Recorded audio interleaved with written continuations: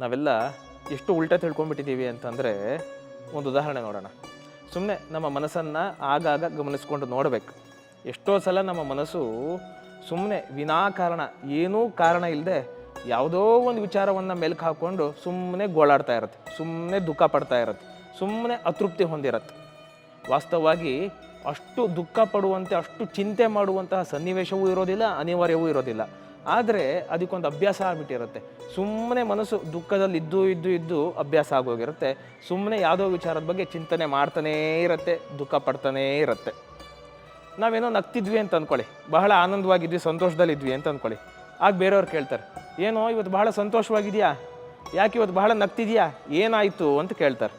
ಅಂದರೆ ನಾವೆಲ್ಲ ಏನಂತ ಅಂದ್ಕೊಂಡ್ಬಿಟ್ಟಿದ್ದೀವಿ ಅಂತಂದರೆ, ಸಂತೋಷವಾಗಿರೋಕ್ಕೆ ಆನಂದವಾಗಿರೋಕ್ಕೆ ಏನಾದರೂ ಕಾರಣ ಬೇಕು, ಏನಾದರೂ ಘಟನೆ ನಡೆದಿರಬೇಕು. ದುಃಖ ಪಡೋಕ್ಕೆ, ಅತೃಪ್ತಿ ಅಶಾಂತಿಯಿಂದಿರೋಕ್ಕೆ ಏನು ಕಾರಣ ಬೇಡ, ಅದು ಸಹಜ ಅಂತ ಅಂದ್ಕೊಂಡ್ಬಿಟ್ಟಿದ್ದೀವಿ. ಇದೇ ಉಲ್ಟಾ. ಅಂದರೆ ದುಃಖ, ಚಿಂತೆ, ಅತೃಪ್ತಿಯಲ್ಲಿರೋದು ಸಹಜತೆ ಆಗಿಬಿಟ್ಟಿದೆ, ಆನಂದವಾಗಿರ್ತಕ್ಕಂಥದ್ದು ಅಪರೂಪ ಆಗಿಬಿಟ್ಟಿದೆ. ಇದು ಉಲ್ಟಾ ಆಗಬೇಕು.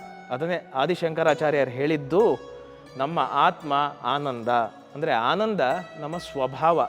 ಹಾಗಾಗಿ ನಾವು ಸುಮ್ಮನೆ ಆನಂದವಾಗಿರ್ತಕ್ಕಂಥ ಅಭ್ಯಾಸವನ್ನು ಮಾಡಬೇಕು. ಆನಂದವಾಗಿರಲಿಕ್ಕೆ, ಸಂತೋಷವಾಗಿರಲಿಕ್ಕೆ ಕಾರಣ ಬೇಡ.